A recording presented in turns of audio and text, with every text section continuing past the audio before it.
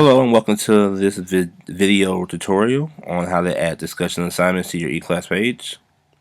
I'm going to show you how to create a folder and insert discussion. As you can see, I've already logged into the employee portal. Next, I'm going to log into my eClass S&I.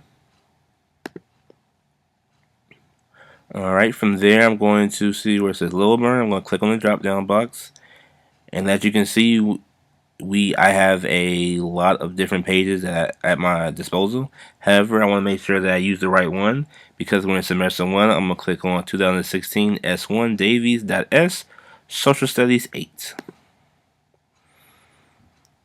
Alright, and here is my eClass page. From there, I want to click on Content.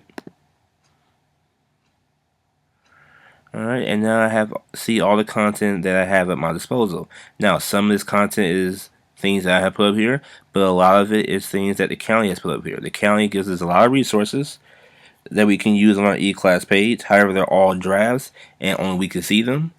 That way we can go through them and publish them as we see fit. Alright, for modules, the same thing goes. For every unit, they have a module with multiple things in there that I can look over at a later date. However, today we're going to create our own new module for a GMAT review. So to do so, I'm going to go down to where it says add a module, and I'm going to name my module. Alright, then I'm going to click enter. And now I have created my GMAT review module. Now under where it says GMAT review, it says add a description. You're going to click on that, and I'm going to simply add a quick description.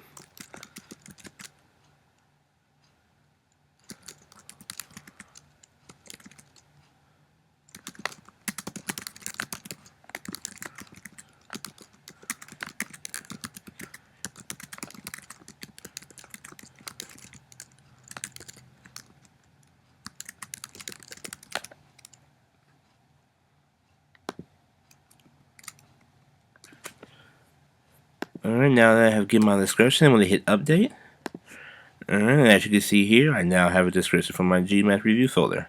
However, since we know that we're going to use this folder over the course of the year, we want to make sure that we have sub-modules so that when the students open up our GMAT review folder, they can go to the content that they need. Okay? So we're going to scroll down to GMAT review all the way down, and we're going to add another module.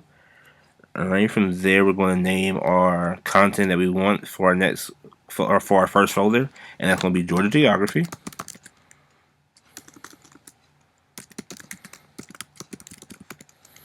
Then we're going to hit enter.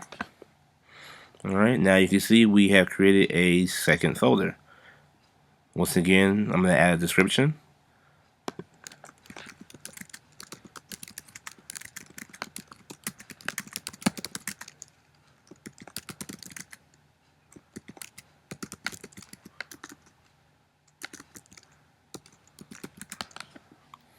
Alright, I'm going to hit update. Alright, now I'm going to go down to my Georgia Geography folder, and I'm going to see on the right hand side, left hand side, you see three little lines. Alright, you want to make sure you bring your cursor over those three little lines, and now you'll see a four-sided arrow. Alright, once you see that, you're going to click Georgia Geography. You're going to click on your left click, and you're going to pull it up to your GMAT review until it turns orange. Once it turns orange, you're going to release. And now, when you scroll back down, you'll see that there's an indent on Georgia Geography. Alright, we have now just put this folder inside of this one. So as I said before, once students go into my GMAT review, they'll see folders based on content, and Georgia Geography will be one of them. Alright, now we want to add an assignment to our Georgia Geography folder. So we're going to scroll back up to the top, and we're going to click on where it says New. Alright, and as you can see, there are multiple assessments that we can give them, such as Dropbox, checklists, classroom assessments, and surveys. But what we want to do is give them a new discussion. So I'm going to click on that. Alright, and we're going to enter the title. So the first discussion I'm going to give them is the 5 regions of Georgia.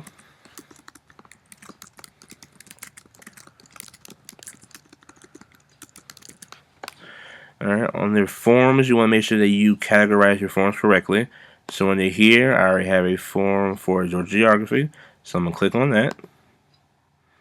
And then I'm simply going to insert the instructions for my discussion. So I'm going to double click in this box and it should pull up, and now I'm going to simply type in my directions.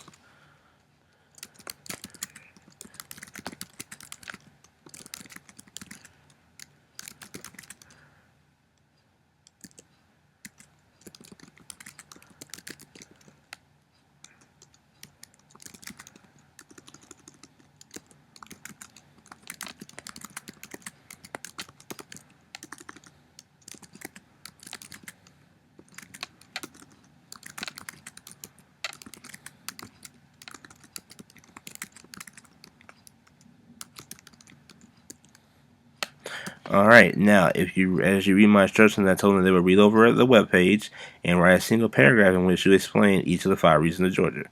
Now, there are multiple ways to show them how to get to the web page. However, the easiest is to highlight the web page, Word, and then go to where it shows what looks like a chain, and if you go over it, it'll pop up insert quick link. You'll click on that, and as you can see, there are multiple things that you can have linked to that word. But for us, we want to be a web page, so we're going to click on URL.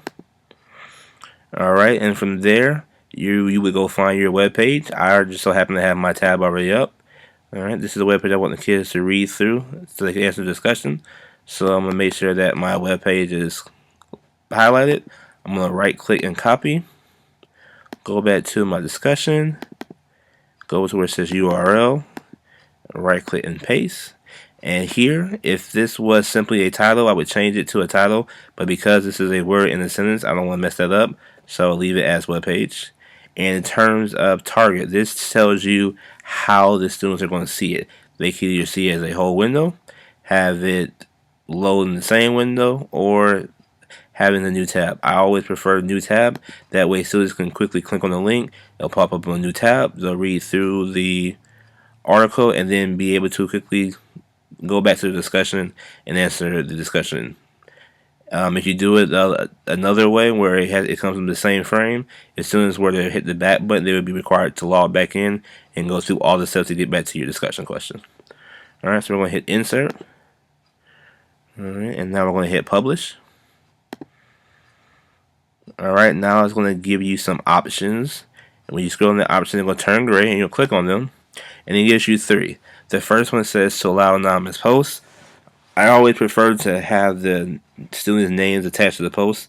That way students are more or less likely to put things they shouldn't. And then also it says a mediator must approve individual posts. These mean that you will get the posts before they're published and you get to okay them or nay them. So always click on that one. And then another one I suggest is that it says users must start a thread before they can read and reply to others.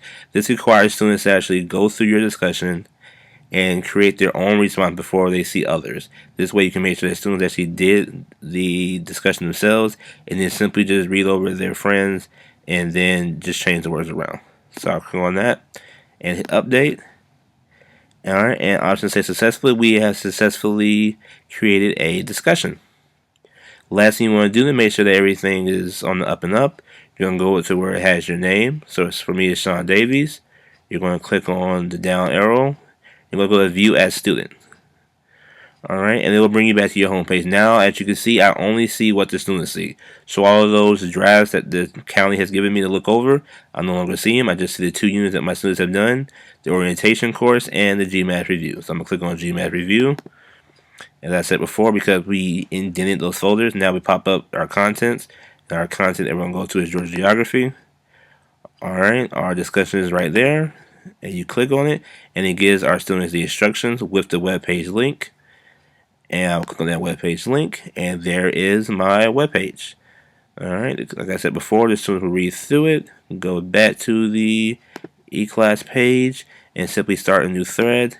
And then they would name it their name with the subject being 5 regions of Georgia, and then they would simply just answer my discussion here and click post. Alright, and there you have it, ladies and gentlemen. This is how you successfully create a e-class discussion. I hope you enjoyed the video. I hope that this video helps you with your e-class discussion uses in the future. Thank you.